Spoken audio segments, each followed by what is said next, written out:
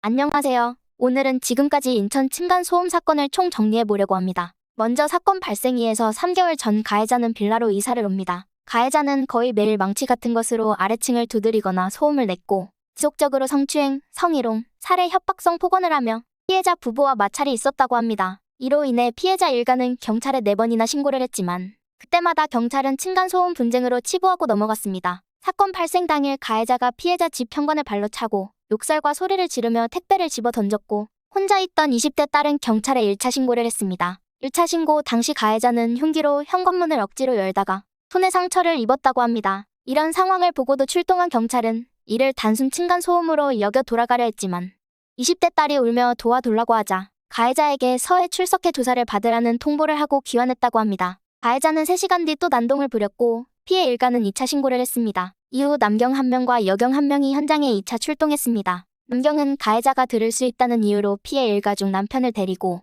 1층 현관으로 내려가 고소 관련 대화를 나눴고 일가 중 부인과 딸은 여경과 3층 집 앞에서 대기하였습니다. 이후 가해자가 4층에서 내려와 피해 일가 중 부인에게 목 경추가 관통되는 상해를 입혔습니다. 이 광경을 본 여경은 비명을 지르며 아래층으로 도망쳤습니다. 비명을 들은 남편은 남경에게 빨리 올라가자고 소리쳤고 공동 현관문을 열고 위층으로 올라갔지만 남경은 올라가던 중 다시 현관 밖으로 나갔다고 합니다. 당시 피해자 남편은 경찰이 자신의 뒤를 따라 올라오는 것으로 착각했다고 합니다. 해당 내용은 일부 CCTV를 남편에게 공개하여 정확해졌는데요. CCTV 내용은 여경이 남경을 향해 목에 칼이 찔리는 신용을 하자 남경이 그대로 뒤돌아서 여경 등을 밀면서 같이 내려간 장면이라고 합니다. 공동 현관문 밖으로 나간 경찰은 현관문으로 다시 들어갈 수 없었고 길은 지나던 환경미화원이 자신이 삽으로 공동 현관문을 깨줄 테니 돌파하라고 경찰들에게 제안했음에도 남경과 여경은 출입문을 깨지 말라며 환경미화원을 제지했다고 한다. 심지어 다른 주민에게 문을 열어달라고 요청한 사람도 이 미화원이었습니다.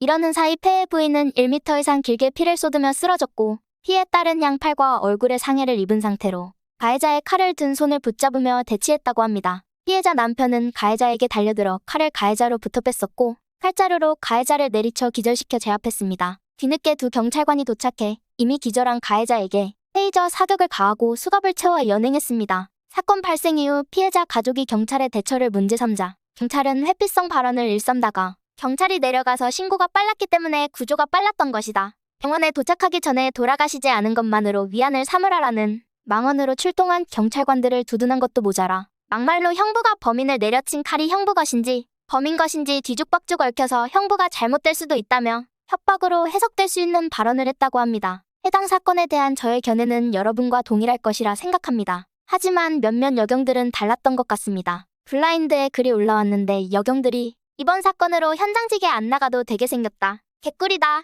이번 사건을 환영한다. 라는 반응을 올렸다고 합니다. 이게 우리나라 여경의 현실입니다. 영상이 재밌으셨다면 구독, 좋아요 부탁드립니다.